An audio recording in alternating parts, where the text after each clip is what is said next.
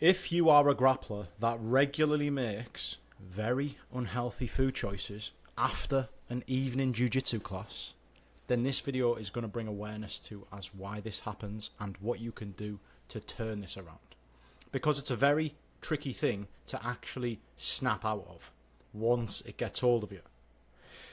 So, I have a theory, and that theory is that jiu-jitsu increases our bad decisions. Now, I'm a grappler myself. I've grappled for about 7 years. But there is just something about the culture within Brazilian jiu-jitsu that actually celebrates a lot of bad decisions, and more on that in a different video, right? But let's get back on track. We're going to talk about the mindset that surrounds what you choose to eat, your decision making around food in a 24-hour period, and rules to follow every day to make sure that the likelihood of you having crazy, silly emotional eating binges on an evening after jiu-jitsu is massively reduced. I'm going to actually give you a bonus nugget as well that I didn't even write down. We're going to talk about emotional and logical food decisions.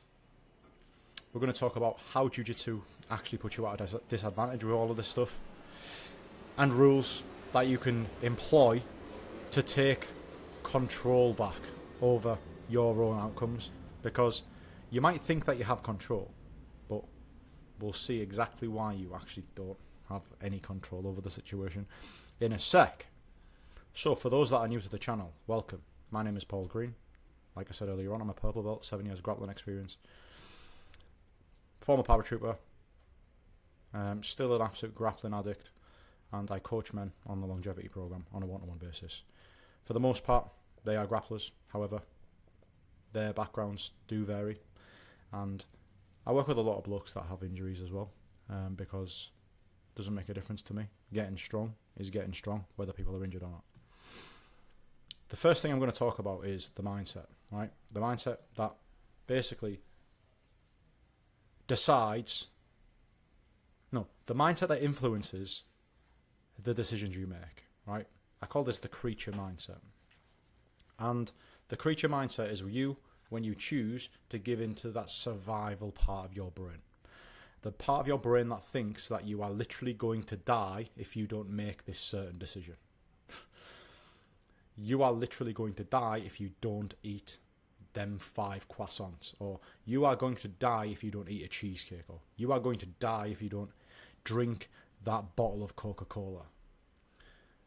The creature mindset is that bad, negative, reactive, emotional influence over your decisions. Now, you are choosing to make a certain decision.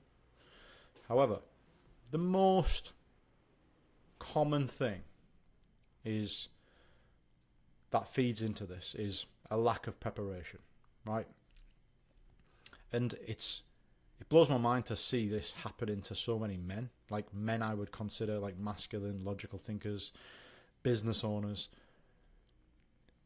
Seeing them without any preparation regarding food and always reactive to their hormones regarding food.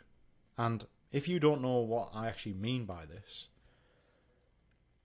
just think, do you eat whatever you feel like eating, or do you eat based off a purpose?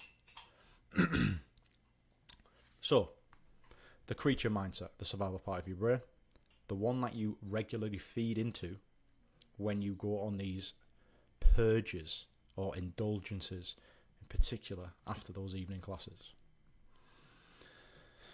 There's a downward spiral that happens, and it's so easy for this to continue to happen.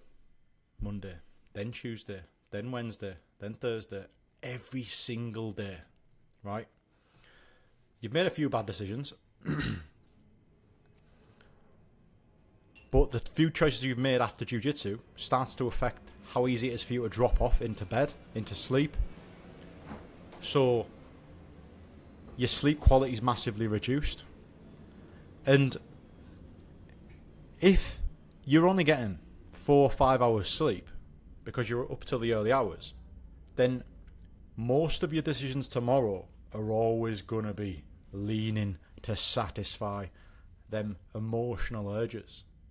Because you just want that hit. You want that recovery. You're below baseline. There's a line. I'm going to try and draw. Right. Baseline, you tick in normal boxes, is here. But because you've had 4 hours sleep, you're literally in the cesspit underneath. And everything that you do is to try and get yourself to that previous baseline, not above.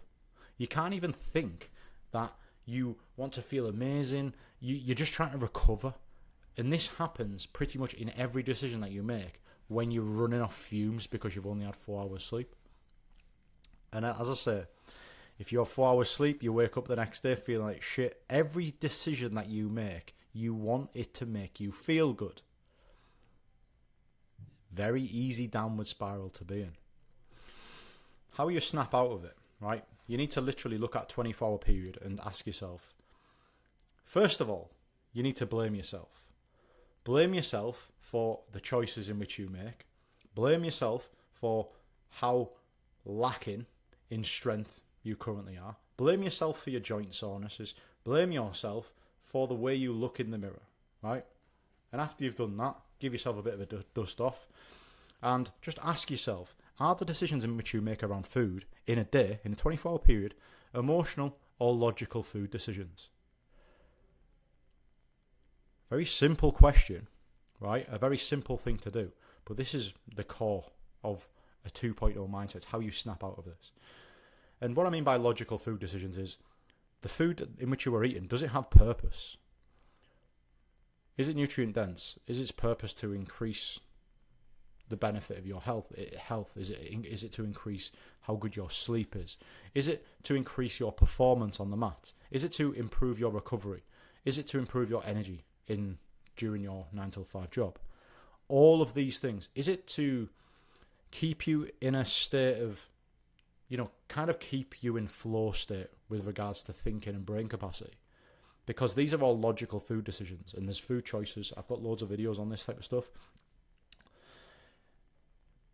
Whatever your requirement is, if you're in the office behind a laptop for most of the day, then logical food decisions might be high fat, high protein choices, because you don't want the up and down of blood sugar. You want to keep your brain just stable. You don't want cravings. You just want to be in flow state for as long as possible. Then when you start thinking about a training session, then you need to start bringing carbohydrates. I'm not going to talk about specifics. I'm just going to talk about rules here. But I am getting a bit excited. Meal preparation.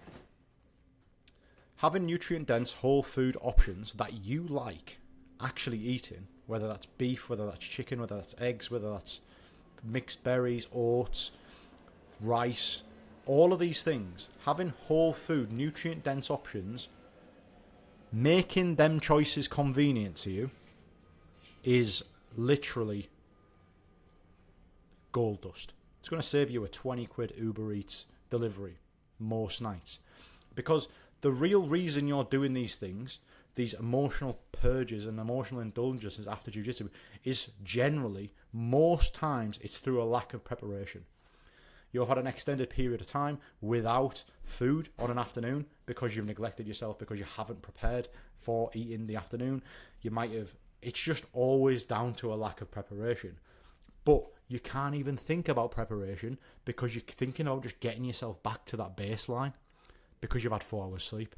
So I understand that there's a few plates that you need to spin to just turn this around, but it's a lot easier than you actually think. Just needs to be, these things need to be in place, right?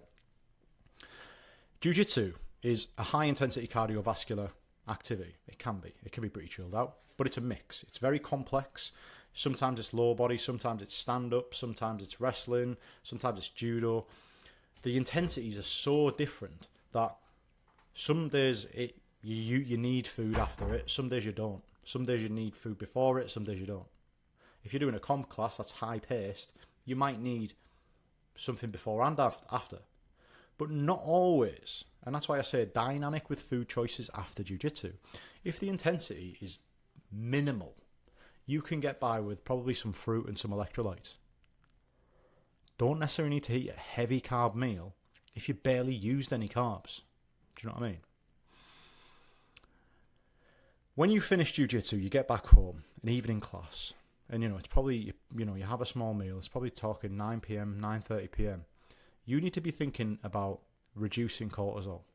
Now, what I mean by reducing cortisol, reducing stress. Cortisol's a hormone, stress, right? But what most men do on a night is, without even realizing, they're increasing cortisol. Now, if you're watching a horror movie or a thriller or a series on Netflix, or you're on YouTube watching politics, or you're engaged in very deep, engaging conversations at 9:30 at night, where you literally can't put your phone down, you're increasing cortisol. Increasing cortisol near bedtime is a terrible idea. It's just going to extend that time that you go to sleep by a few hours, right? Increasing cortisol another way. A massively unhealthy meal massively increases cortisol. Another thing, watching porn. Horrendous choice. Another thing that's going to increase cortisol. It's playing like Warzone and stuff like that. Being with your mates till 11 o'clock, 12 o'clock, 1 o'clock in the morning, literally full of hormones, full of adrenaline, full of fear. And then you can't snap out of it. You can't snap out of it because you fucked it. You've made the decisions, you've made the terrible decisions, and now tomorrow, because of the decisions you've made today, tomorrow will be terrible. And you're always going to be scraping through survival mode tomorrow and every day.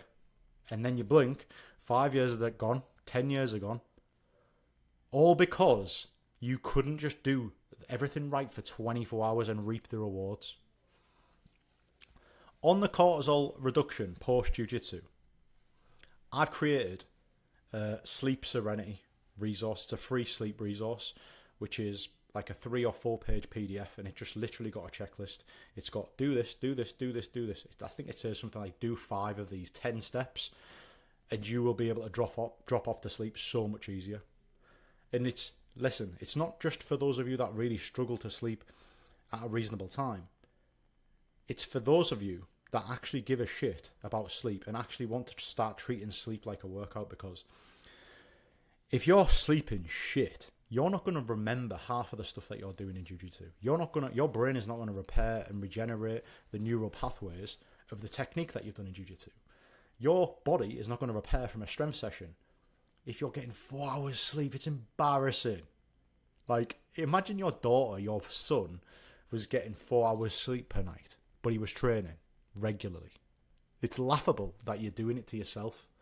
However, you wouldn't allow it to one of your closest family members. So the resource is in the description. Download it, love it, it's great, and you will benefit from it. But at the end of the day, you need to want to actually improve your sleep quality and quantity, and this requires a little bit of discipline. So the rules, right?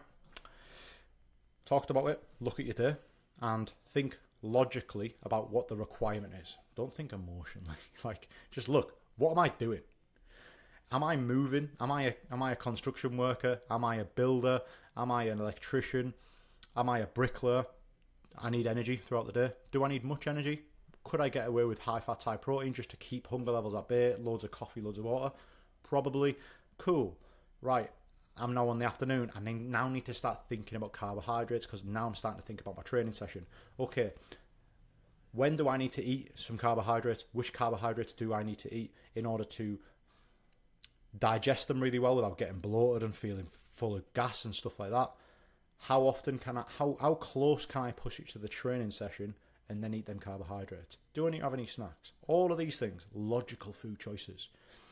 What I like to do as a rule of thumb is, with food choices, if I'm doing a lot of thinking, I like high fat, high protein. If I'm doing a lot of doing, carbohydrates, right? You shouldn't be eating carbohydrates and protein before you train, because the food that you eat, carbohydrates and protein takes so long to digest. That's why they keep you satiated for hours, because they're still digesting for hours. With that, you can use that to your advantage. However, eating fats and proteins before a high output training session is a terrible idea. You're not going to be able to benefit from that food, because it's still going to be digesting while you train. I'm getting excited, lads. Bear with me. The most important thing to rectify in all of this is meal prep. making sure that you have convenient, nutrient-dense foods that you enjoy ready to go. The amount of blokes that I see get ordering takeaways after jiu-jitsu, it just tells me that they haven't prepared. It means that they have let their emotions get the better of them, and they're literally what they genuinely think like the most logical thing for them to do in that situation is order a takeaway. And then they're on the mat the next day smelling like kebab grease. Understand how you grapple influences your hunger. If you're a high intensity grappler, if you're an inexperienced grappler as well, you're going to use more glycogen. It's going to increase your hunger a little bit more. However, it's up to you. Just because you're hungry doesn't mean you need to give into that hunger level like that. Do you know what I mean? You don't need to just give into it. You can just be a bit more logical about whether you actually need a massive meal. Listen, I used to eat a massive meal after every jiu-jitsu session. Some of them jiu-jitsu sessions were chilled out. Some were really hard. But I'd always eat like a massive meal after jiu-jitsu. Don't need to.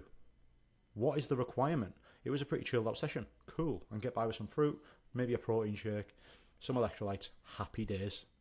But be dynamic. Be sensible.